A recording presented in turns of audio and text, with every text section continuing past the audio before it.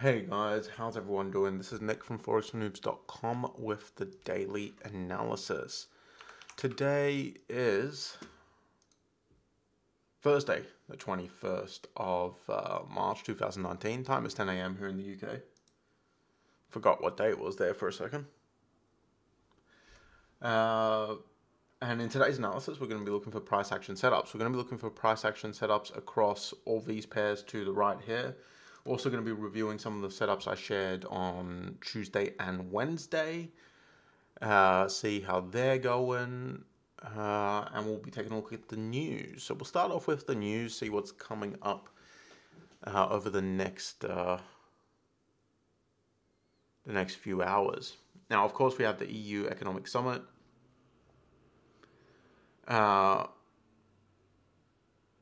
This is kind of a big one. I'm going to find out if an extension is granted today. So Euro and GBP, I wouldn't say off the table, but I would say that kind of risky. What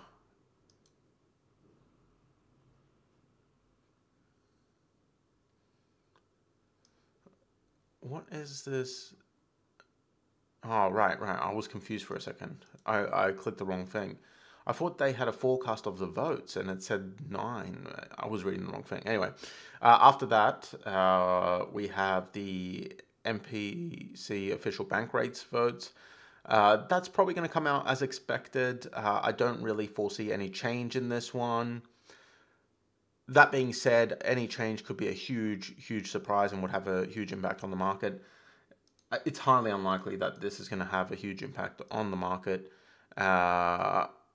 unless something is said in the summary, like they're going to change interest rates next time around or whatever. So it could have an impact, but it shouldn't be too big unless something crazy is said. So basically, what I'm saying overall is today, you probably don't want to be in any Euro or GBP trades. And not so much because of this that's coming out of 12, but mostly because of the EU Economic Summit. It's just really risky to be in any trades. You might ignore me and it might work out great for you, but it could also work out really badly for you. So in my opinion, it's just not worth the risk.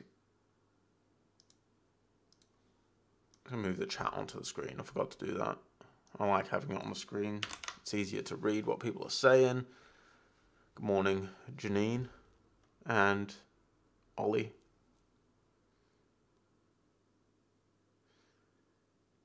Then tomorrow we have some Euro news.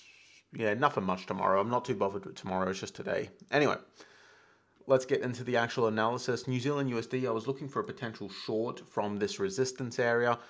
That could still happen.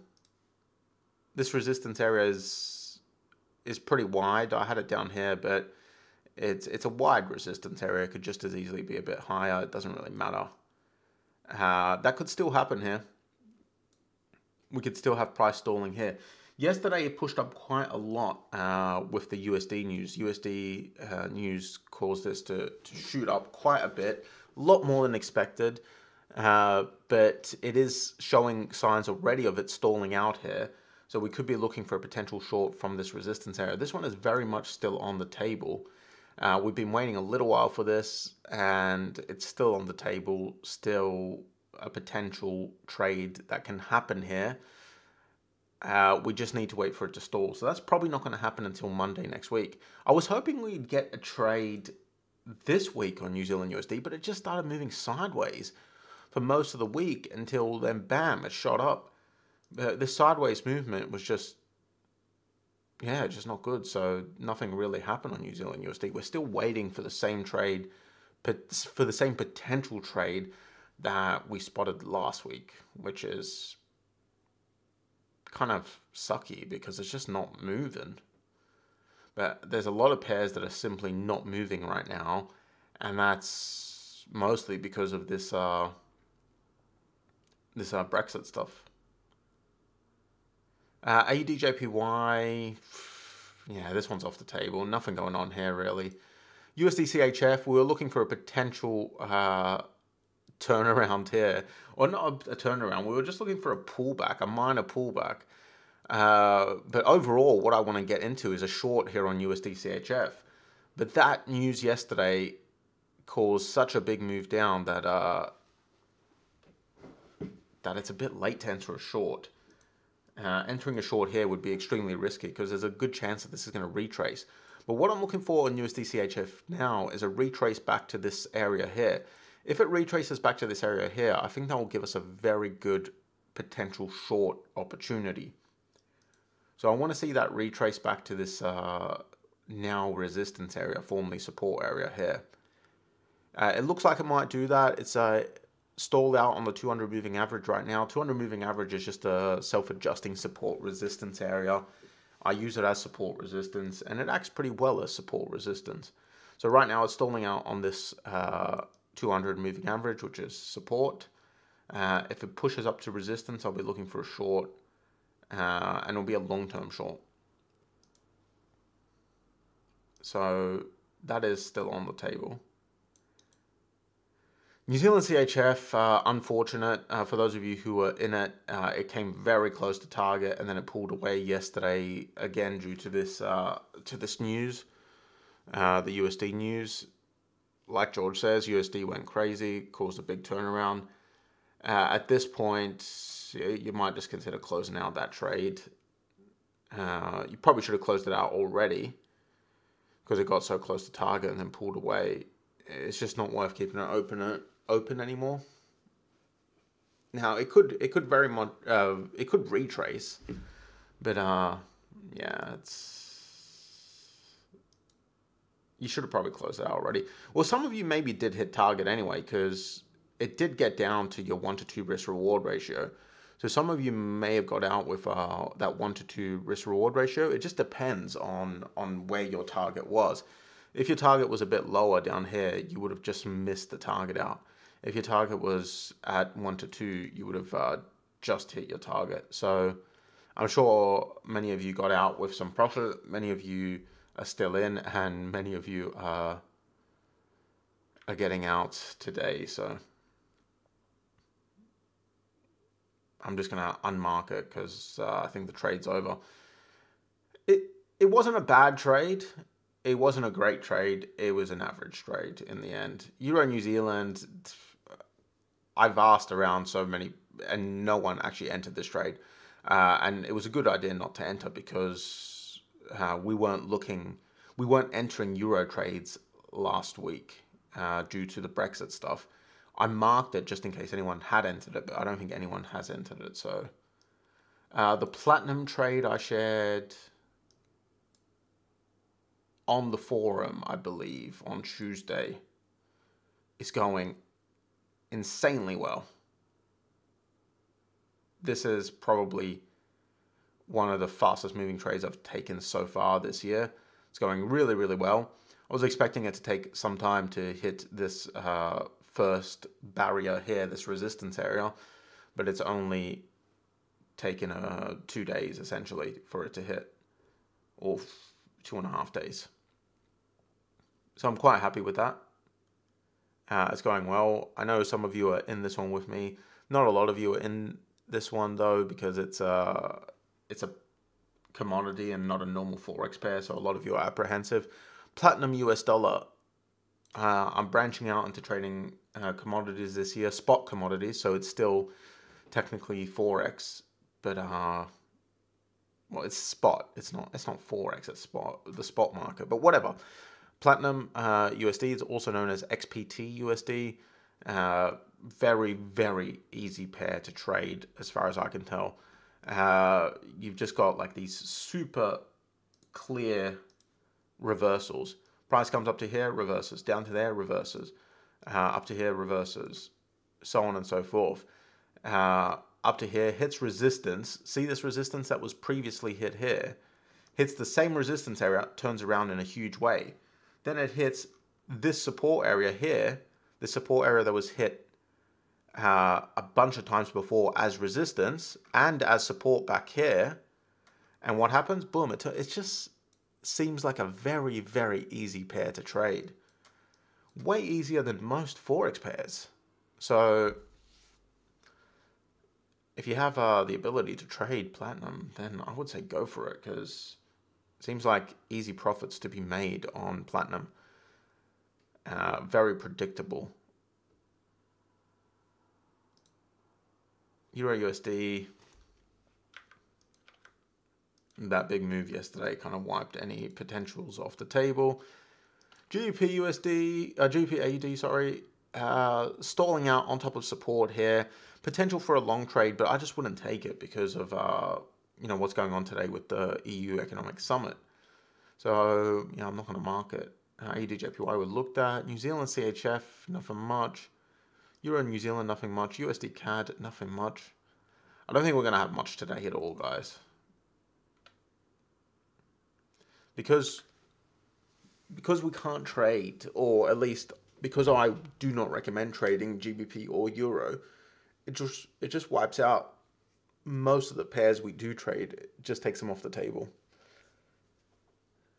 GBP/JPY, it dropped down a lot yesterday, but again, that was due to unexpected news.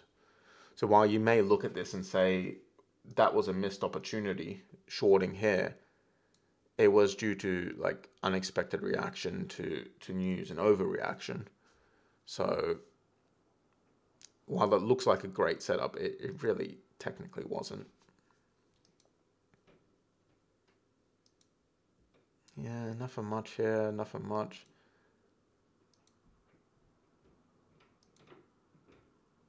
CADCHF, maybe, stalling out on support.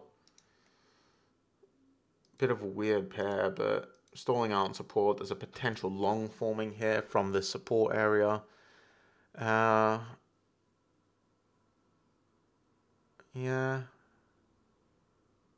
the support area makes sense to have it here. It was a bit lower, but it doesn't really matter where it is exactly. Point is, there is some support here. Price is stalling on it. Looks good on the 12-hour for potential long. Or the daily. The daily won't trigger until tomorrow, which will be a bit late. 12-hour is kind of triggering now. So yeah, there's definitely potential here. Keep a close eye on this one. I might actually enter on the 12-hour after this webinar. I'll let you guys know via the forum if I do. Euro GBP, just not worth the risk trading this today. Euro JPY, nope.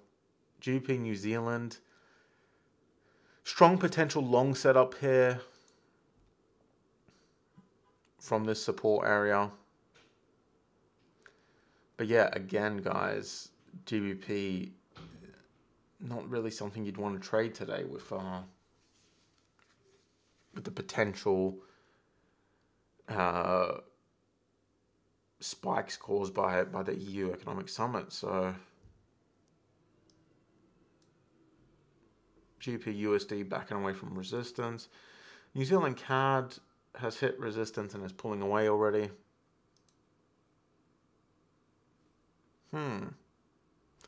Gold looks interesting. Gold is hitting this resistance area. We could be getting, if price stalls out on this resistance area, we could get a short from here. Let's watch this area closely for a potential short on gold.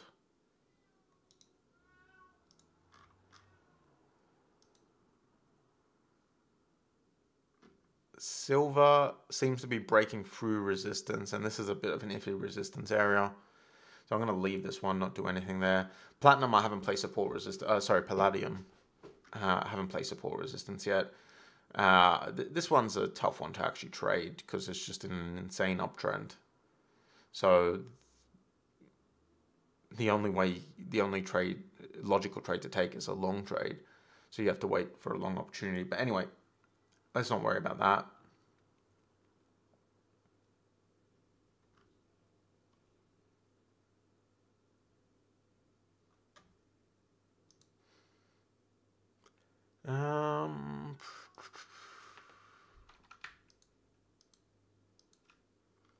Nah, it's broken through. Never mind. Nothing really on oil.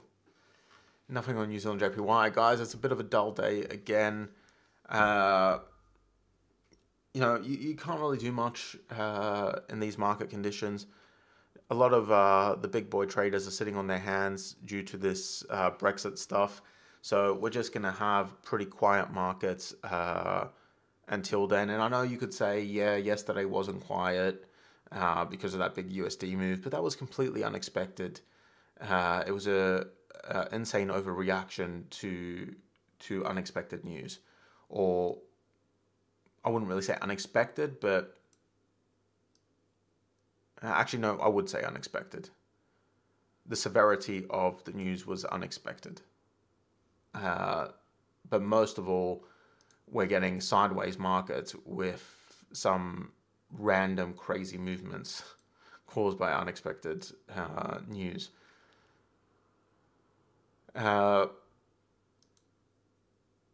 So let's wrap things up then. New Zealand USD, we got price stalling out at resistance, potential short here from this resistance area. USDCHF, I'm waiting for a pullback to this resistance area here for a short. CADCHF stalling out on support, potential long that is already triggering, and I'm missing it because I'm doing this webinar instead of trading. Damn it. This is the second trade I've missed this year because I was holding a webinar while it triggered. Potential long here, guys. Simple enough trade. Seems to be low risk at first glance. Yeah, you could get a good 1.8, but you could probably get better. Well, it might be a bit late to get better. You get a decent risk to reward ratio here. I would set my target around about here simply because this is where price is stalling out. I might still get a chance to enter on a bit of a pullback. See how it goes. But I would have already wanted to be in. Gold is stalling out at resistance, so there's potential for a short here on gold. And my platinum trade's working out quite nicely. So I'm just going to let this one run. So yeah, guys, is there any questions? Or we have a quiet room today, no one's saying much. Any questions, or shall we wrap this webinar up?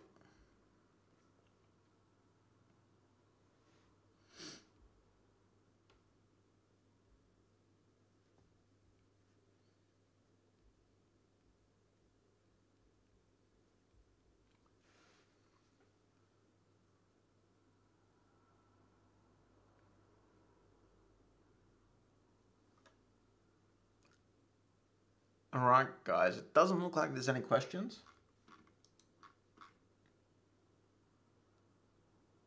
Definitely a quiet room today. So I'm going to wrap this webinar up. Thank you guys for attending, and I will see you on the forum if you're members. Or otherwise, I'll see you on Tuesday's analysis. Thank you for attending, and I'll see you guys later.